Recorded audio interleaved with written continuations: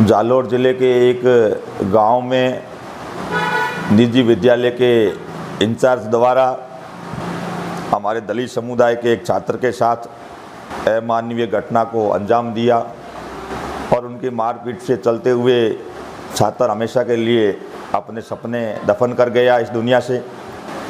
मैं इस घटना के कड़े शब्दों में निंदा करता हूं और जितनी इस घटना की निंदा की जाए कम है।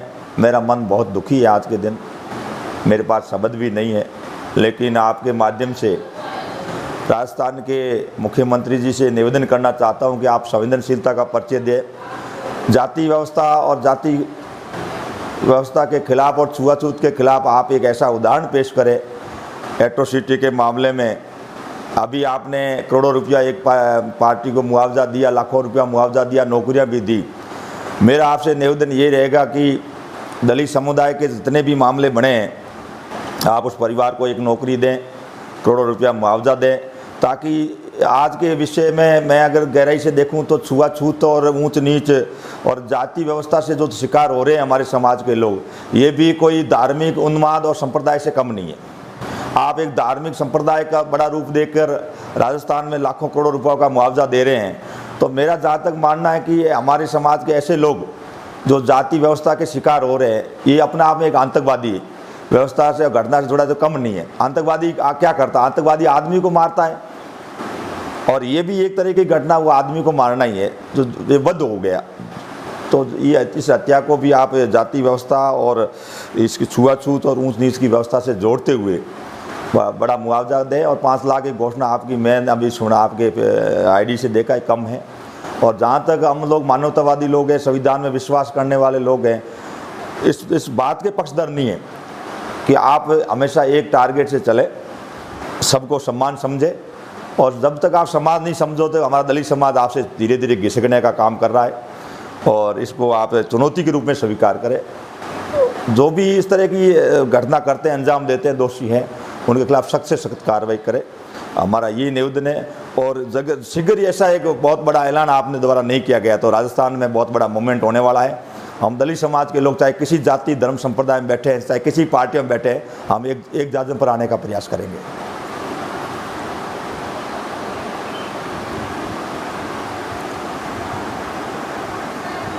और ये घटना हमारे सभी समाज के लिए कलंक है। आज भी 75वां हम लोग देश की आज़ादी का जश्न मना रहे हैं, तिरंगे झंडे के नीचे एकता हो रहे हैं, पूरे रंगों में हैं, लेकिन ऐसी घटना जाति व्यवस्था, उत्पीड़न और छुआछूत को लेकर कि आज हम लोग उस बीमारी का नश झेल रहे हैं। हमारे समाज सदियों से जो बलिदान देता आ रहा है, 75 साल बाद भी हमारा समाज आज भी बलिदान दे रहा है। ये बहुत बड़ी विडंबना है हमारे सभी देश के लिए, और हम लोगों के लिए परिणाम जो है वो दुखदायी है। हम आने वाले समय में बहुत बड़ा एक इस हमारे एक आंदोलन चला है छुआछूत के खिलाफ राष्ट्रीय व्यापी, हम लोग भी शरीक हुए थे। हमने उनकी बातों को सुनने में हमें एहसास भी हुआ कहाँ हमारी पीड़ा होती है, हमारे समाज के लोगों को कहाँ हम किस क्षेत्र से हमें गुजरना पड़ रहा है, हमारी बहन बेटियों को, हमारे छात्रों को और हम सभी को। अभी भी भारत के अंदर इस तरह की ऊंच नीच की जो व्यवस्था है, धार्मिक रूप से लोगों को आज भी प्रताड़ित होना पड़ रहा है, धर्म के क्षेत्र में लोगों को अलग अलग बांट रखा है। तो प्रयास करना चाहिए हमें बुद्धिजीवियों को कि भारत एक सभ्य देश बने, और हम सभी को सामूहिक रूप से प्रयास करना पड़ेगा ताकि इस तरह की छुआछूत और एक गंदी मानसिकता का बच्चा, परिवार को इस देश के अंदर नागरिक शिकार नहीं हो। प्रयास होना जरूरी है।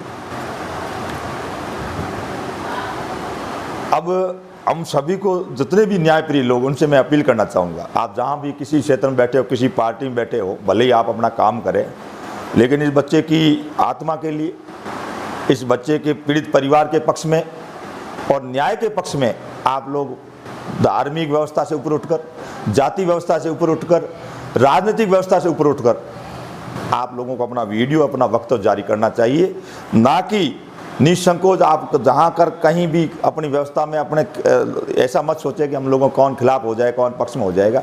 जब तक आप चुनौती को स्वीकार नहीं करोगे तो आपको चैलेंज आपका कोई स्वीकार नहीं करेगा, और लोकतंत्र में आप चैलेंज अगर स्वीकार करने की हिम्मत नहीं रखते हैं तो आप कुछ नहीं। मेरी इस बात को आप अधिक से अधिक लोगों के पास पहुँचाएँ, शेयर करें, ताकि इस न्याय की मूवमेंट में हम सभी शरीक हो और भागीदार बने।